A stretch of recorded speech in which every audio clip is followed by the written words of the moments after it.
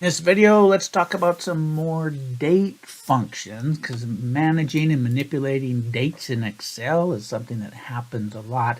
Some of these you've seen before, and we'll cover them just very briefly, but others are going to be brand new. So first, let's talk about Edate. Returns a date number of months before or after a start date. So in my first example is a little bit silly in that, okay, so we're starting out first day of the month, January 1st, right? All I really need to do if I want to have February 1st, March 1st, April 1st is to copy this down. Remember, when you copy information down, you end up with this autofill option, and one of them is fill the series, which you just do in January 1st, 2nd, 3rd, and 4th. That's not what I want. I do have the choice to fill weekdays, months, years, and then flash fill. So in this case, we would want months, and I end up with 213141. That's what I'm after here. But there is a function that would allow me to do that also, and it is called Edate. So you go Edate, and it returns the serial number of the date that is indicated the number of months before or after the start date. So I say, here's my start date, and I want 1 month after that date. So I put a 1 right there, and it will add 1 month to this previous date. Now I can copy this formula down, and I have the same effect. Not that interesting because, as I mentioned, you could just copy it down, but let's say I want to do quarterly dates. I have a loan where I make quarterly payments, or the way we do things at work, we do quarterly wrap-ups, so I need to know all of the quarterly dates. Well, now eDate's a little more handy. So I can, let's say we start January 1st, 2024, I can go equal eDate. What is the start date? January 1st. And how many months do I want? 3. So quarters, there's 3 months, right? So there's 4 quarters. 4 times 3 is 12. So 3 months from January 1st will give me April 1st. Whoa, what happened? Don't forget, a date is a number that just needs to be formatted as a date. So I run up here and go short date. And now I can drag that down, and there's April 1st, July 1st, and October 1st are the beginnings of each quarter. So that's Edate. Now there's another one that's really handy, is Eomonth, basically end of the month. A lot of times I need to know what is the end of the current month or the end of any particular month, right? So right up here, let's just go equal Eomonth. And it says, well, what date am I looking at? So in this case, let's just do January 1st of 2024. And which month do I want to get the end of? So for instance, if I put 1, basically I'm going to add a month to January 1st, and then it's going to grab the last day of the month. I'm going to add 1 month to that and then grab the last day of that month. So that would be 2/29. In this case, that's not really what I want. I can instead change this to a 0. So take a look at January 1st, and in that month, I want to know what is the last day of the month. And this is kind of handy because a lot of times you're like, oh, does January have 30 days or 31 days? Well, let Excel figure it out for you. And then, of course, I can grab this, and that will give me, in this case, 2024, February has 29 days, where other years is going to have 28. So I'm just saying, grab the first day of the month, go 0 months, and then show me what is the end of that month. What if I wanted to know the last day of the previous month? So what I can do is go Eomonth, and the start date, scoot that over, is right here. If I want the previous month, I can go -1 and then close that up. So -1 will give me the last date of the previous month. So 12/31, and now I can drag that down. To continue with that example, let's say I know the start of the quarter. What is the last day of the quarter? So I can go Eomonth right here and go, well, here's the start date, and I am just going to add 2 months to that, right? February, March. What's the last day in March? I'll just put a 2. I'm going to add 2 months to that. And oops, there we are with that number again. That's formatted as a short date. And there we go. There's the last day of that quarter. I can then drag it down and get the last day of each quarter. The next function let's talk about is this network days. You've probably already played with this in a previous assignment, but basically the whole working days between 2 days. What we haven't talked about is how to deal with this holidays thing. If you don't put anything for the holidays, it's going to assume every day, Monday through Friday, is a working day. So if we put the start date of January 1st and the last date, it'll say we have 23 working days. Now let's pull over a calendar here and take a look. So in January of 2024, January 1st is a holiday, but if you were to count 1, 2, 3, 4 weeks plus 3 more days, that's 4 times 5 is 20, 23, and that's what we show here. But there's actually 2 holidays, the 1st and the 15th. So how you work that is this third parameter, which is optional, right? That's why we have the square bracket, is you simply select a range of cells that contain your holidays. Now, in this case, they did 2 columns because I think they're doing, this is the first holiday and the second holiday in the month of January, whereas we have 2 holidays in the month of November. You could have this just as a big old string of dates someplace and you'd select the cells that way. But in any event, for this holiday parameter, you would select the range of cells wherever you keep them as your list of holidays. And then you'll get a more accurate representation of the working days. Obviously, I need to absolute this cell reference if I want to drag this formula down. I have to do both sides. And I think we're good to go. So now I can get the working days for each, how many working days we have in each month. The last function we'll talk about on this page before we go to the next worksheet is this thing called Weekday. And what it returns is the day of the week as a number. So it says, hey, give me a date. I'll just give you, let's do the last day of the month, 1/31/2024. What day of the week is that? So you have another optional return type. And what that is what is day 1 of the week? So it defaults to the fact that Sunday is day 1, Monday would be day 2, Tuesday day 3, and Wednesday day 4. If you want that to be different, you could choose another one where you say, hey, Monday is day 1, or Monday is 0, or whatever. They have different choices here. I am going to leave it to a default, and I'll show you why here in a minute. So we're going to say weekday, and it returns a number. And if I hold my cursor on this and run up to the long date format, yeah, this is a Wednesday. Wednesday, January 31st, 2024, right? It's returning a 4 because we're starting with Sunday being day 1. So that's why it returns that 4. Now, I want this to actually display the word Wednesday. To do that, we can have a custom format. And here's what this looks like. So if I go to more number formats right here, and then I go to custom, if you scroll through this list, you'll see day, month, month, year, different things. Well, what you can do is just type in this box under the type. And if you type a D, that stands for day. 2 Ds, notice this sample up here goes to 04.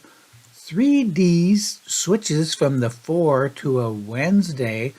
4 Ds actually spells that out. So that's my format, which will then take that weekday and display it as a word.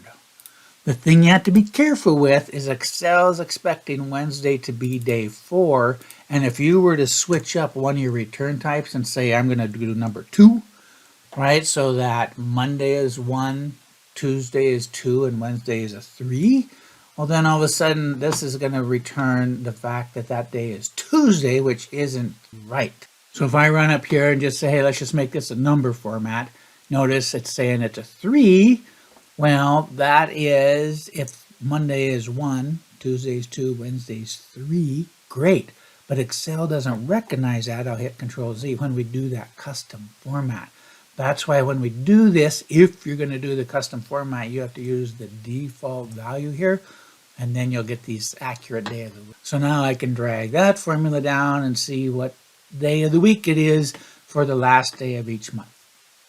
Let's go to this main data sheet and we'll play with a few more. I think we're in week 2 or 3. We already talked about the year, month, day. So they basically return a component out of the date. So if we go equal year parenthesis and I give it a date, it's going to return the year out of that date. Same thing if I say equal month and give it a date, it's going to return the month out of that date. Whoops, why did it format that as a date? And so that's the 10th month. This is 2016 is the year. And obviously the day is going to return the day, in this case 11, out of that thing. Oh, all of these are formatted as dates. So anyway, year, month, day, really easy to use. So in this case, if you're just after what year were these people hired, I can just pull the year out of that date, and now I know the year they're hired. So now double click, fill that down. The year fraction we haven't played with. This is the number of years between two dates. So a classic example is, okay, if this guy was hired here, and I'm curious, how long will they have worked with our company as of 10/1/2024? So I can type YearFrac. Zoom in just a little bit here so we can see things better. So equal YearFrac, fraction, that's what that's standing for. It says, what's your start date? That's always your hire date. What's your end date? Right here. And this will return a fraction of a year, 7.9772. You can then say, I don't need to see that many decimal places. You'll get 8 years or 7.97. You also have an optional, this basis thing that doesn't make, how do you calculate a year? So there's like 30 days per month, 360 days a year is the default. Actual, if you want to go with that, 365, so you get 7.98, very close. So now we can copy the years of service down.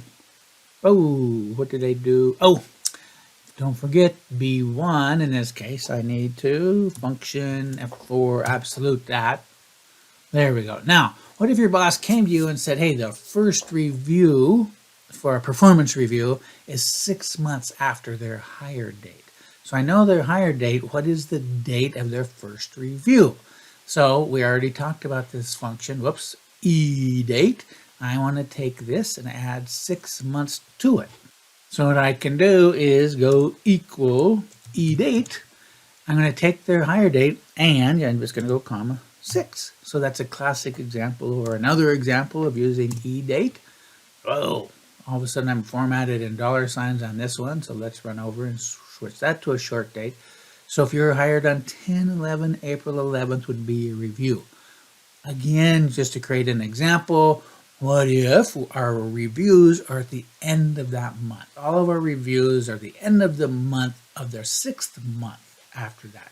So now I can nest the edate with the end of the month function. So I have a date here, 4/11, right? What is the end of that month? So it's going to be 4/30? We'll find out.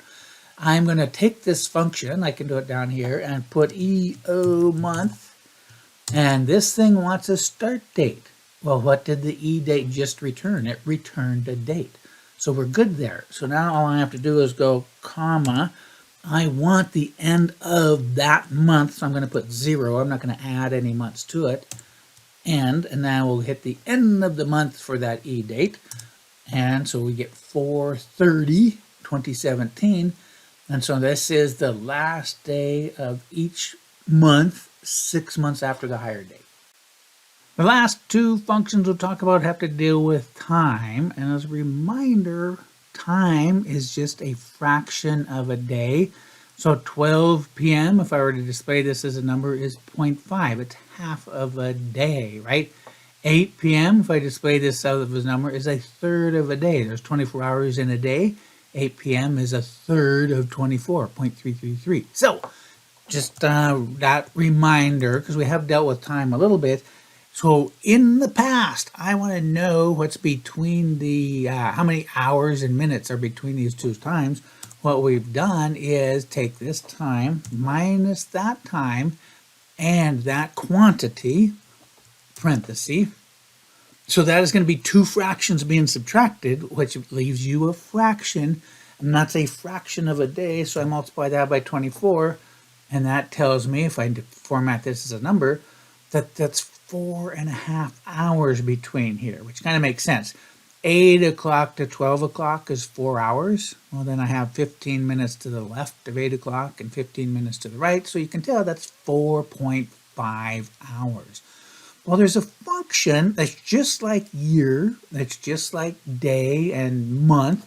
And that if I were to just go equal the hour function, parenthesis, and you give it a time, and it's going to say, yeah, that's the 12th hour in there. Or I'll edit it. Instead of E2, I'll give it this one, and it's going to say, well, that's the 7th hour. But here's how we can use this. Rather than just give it a single time, I am going to give it, if I can click on it, E2 minus D2. So inside this function, I subtract two times, and it will say, hey, that's 4 hours. And I can do the same thing with the minute function. So if I go equal minute, whoop, that's not minute.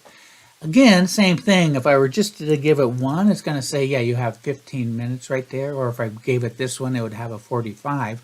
But where it's useful is if I give it E2 minus this one. So it's subtracting the minutes from those two, and then it's going to give us the 4:30. So it's all about, I say you don't need to multiply. It's all about how do you want to display your information. If you're good with 4.5 hours, then you can go ahead and subtract the 2 times and multiply by 24.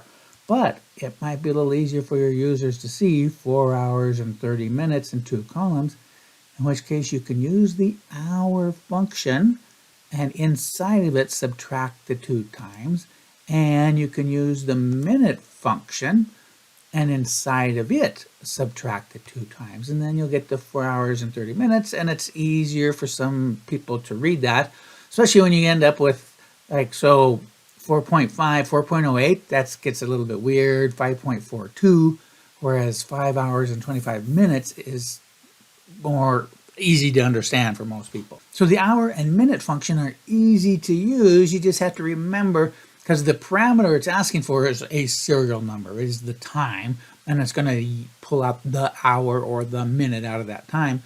But the fact that you can subtract 2 times inside of there, and then it'll say, hey, there's 4 hours between those 2 times, and then you do it again for the minutes.